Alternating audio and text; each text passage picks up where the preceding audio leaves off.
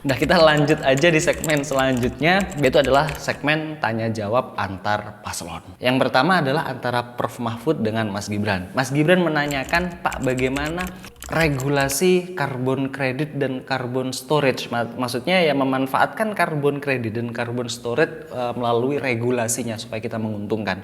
Tapi mungkin Prof. Mahfud di pertanyaan ini kurang paham karbon kredit dan karbon storage. Menurut saya itu ya hal wajar, karena Prof. Mahfud kan memang ahli di bidang hukumnya tapi kurang ahli di teknis ya, karbon kredit dan karbon storage. Sehingga Prof. Mahfud menjelaskan pedoman baku pembuatan regulasi. Berkali-kali Gibran tanya lagi, maksud saya tuh bukan itu, Prof. Untuk yang lebih spesifikasinya karbon kredit dan karbon storage. Prof. Mahfud menambahi, nggak bisa ngebuat undang-undang itu spesifik ya, kita harus tahu dulu literasinya, kita harus tahu dulu ABC-nya. Sehingga di titik ini kalau melihat perdebatan di Twitter, seolah-olah Gibran bisa menggecok atau memenangkan perdebatan dengan Prof. Mahfud, karena membuat Prof. Mahfud seolah-olah nggak ngerti atau nggak paham karbon kredit. Kedua, pertanyaan Prof. Mahfud kepada Gibran, gimana kamu katanya mau naikin rasio pajak menjadi 23%? Itu nggak mungkin, itu susah. Apa mau menaikin pajaknya? Hati-hati Gibran, kalau mau naikin pajak itu sensitif, rakyat bisa marah. Gibran menjawab, yang saya naikin itu bukan pajaknya, tapi rasionya. Maksudnya ya usahanya, bukan naikin pajak jadi dari 100 dinaikin 150, bukan itu, Prof. Tapi rasionya, maksudnya usahanya. Contoh lah, NPWP saja masyarakat Indonesia itu yang punya cuma 30%, sedangkan 70% lainnya tuh mana? Terus ditambah lagi dengan Gibran, dianalogikan kayak kebun binatang. Jadi kita bukan memaksakan kebun binatang itu, tapi kita memperluas kebun binatang tersebut. Kita tanami kebun binatang tersebut, kita gemukkan binatang tersebut. Analoginya ya usahanya maksudnya, Pak. Bukan naikin pajaknya. Itu perjawaban dari Gibran. Ditambah lagi menurut Gibran, kita permudah orang bayar pajak. Gak usah SPT kita masih ngisi, masih ngitung, itu terlalu berbelit-belit sehingga orang mau bayar pajak itu bukan kita susahkan, tapi harus kita mudahkan. Ya tinggal klik seperti itu. Kemudian yang selanjutnya adalah pertanyaan dari antara Caimin dengan Mas Gibran. Caimin itu menyindir Mas Gibran gini, Mas Gibran kasihlah tips and trick supaya bisa mendapatkan proyek-proyek besar seperti di Solo. Dijawab sama Gibran, saya tahu maksudnya Caimin tuh nyinggung saya, tendensius ke saya. Asal Caimin tahu ya, Cak, sebelum saya jadi wali kota, anggaran negara ke Solo itu lebih besar daripada waktu saya. Jadi nggak seperti itu, Cak, maksudnya. Kenapa kok teman-teman ngelihat di Solo banyak pembangunan? Karena banyak itu CSR, banyak itu saya berkolaborasi dengan pihak swasta. Bahkan saya juga sering berkolaborasi dengan Pak Ganjar.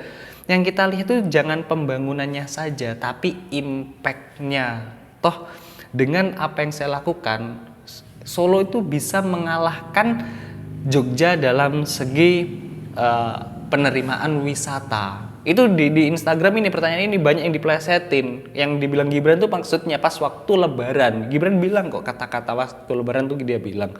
Tapi orang mengkomparasikan antara Jogja 1 tahun dengan Solo pas waktu Lebaran, ya jomplang lah. Saya klarifikasi di sini, sama-sama Lebaran. Waktu Lebaran di Solo itu orang yang datang atau wisatawan yang datang itu 276.000 orang, sedangkan di Jogja 210.000.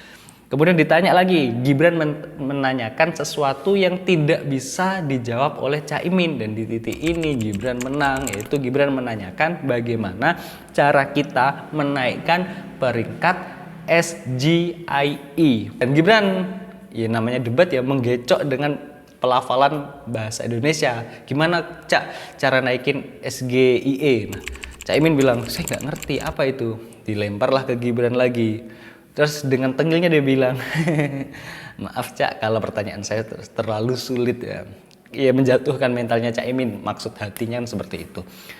Terus dijawab, SGIE itu adalah peringkat produk-produk halal kita. Ini produk halal kita seperti skincare, makanan halal itu sudah ada di peringkat 10. Bagaimana cara naikinnya? Kalau kepanjangan SGIE itu ya Stage of Global Islamic Economic. Dijawab oleh Caimin.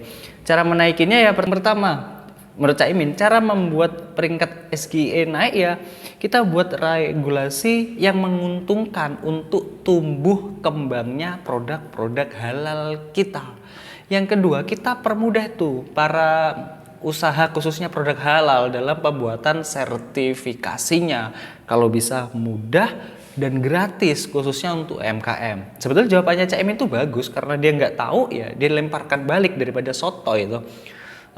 Dan jawaban untuk sertifikasi halalnya saya setuju karena faktanya saya tuh punya saudara, dia punya pabrik roti. Dalam membuat sertifikasi halal dari MUI itu sampai keluarin uang banyak Pak, jutaan. Ya memang seolah-olah kayak gratis tapi faktanya tuh uangnya yang dikeluarin tuh banyak. Kalau sampai ini benar-benar gratis 100% ya sangat menguntungkan bagi produk-produk halal.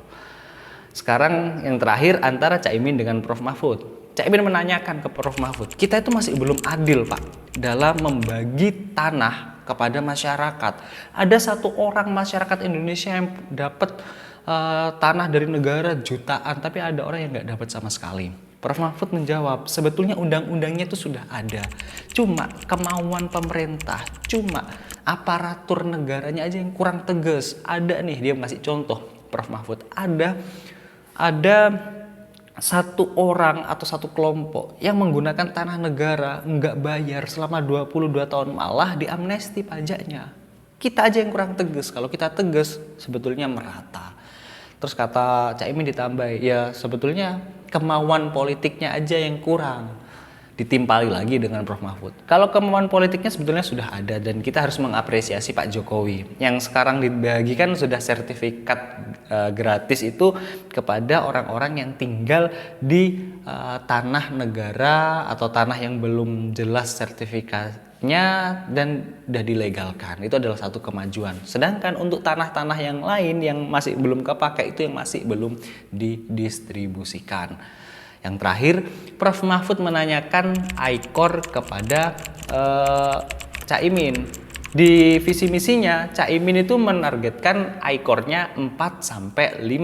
Tetapi kok pertumbuhan ekonominya yang ditargetin 5,5 sampai 6,5. Sedangkan menurut matematika, kalau ICOR 4 saja, itu bisa 7% pertumbuhan ekonomi.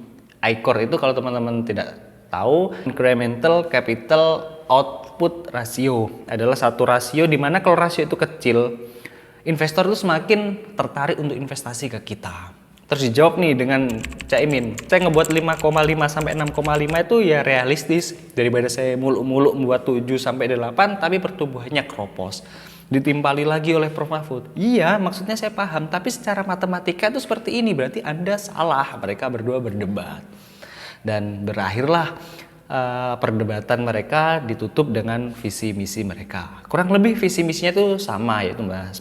Kalau Gibran menekankan IKN itu ya pemerataan, Prof Mahfud menekankan di hukumnya, dan Caimin menekankan pemerataan dari segi kekayaan. Menurut teman-teman dari debat kemarin itu bagaimana? Kalau saya pribadi, saya tuh salut dengan Gibran karena yang sering kita meremehkan Gibran dan akhirnya Gibran menunjukkan kualitas kita. Caimin saya juga respect karena dia menjawab sepengetahuan dia. Kalau dia nggak tahu ya nggak ngebullshit. Dan untuk Prof Mahfud, ya kita harus akui Prof Mahfud adalah ahli hukum. Untuk di bidang ekonomi dan mungkin di bidang digital Prof Mahfud kurang tahu ya karena orang tuh ada keterbatasannya Pak. Dari debat ini menurut Kompas ada pergeseran pemilih dari 70% pemilih yang sudah ada itu jadi 65%. Artinya ada 11%-an lah maksudnya tuh yang hijrah. Nggak tahu hijrah ke paslon 1, 2 atau 3. Yang pasti debat menurut Kompas, debat cawapres kedua ini agak memanas sehingga membuat para pemilih semakin bingung.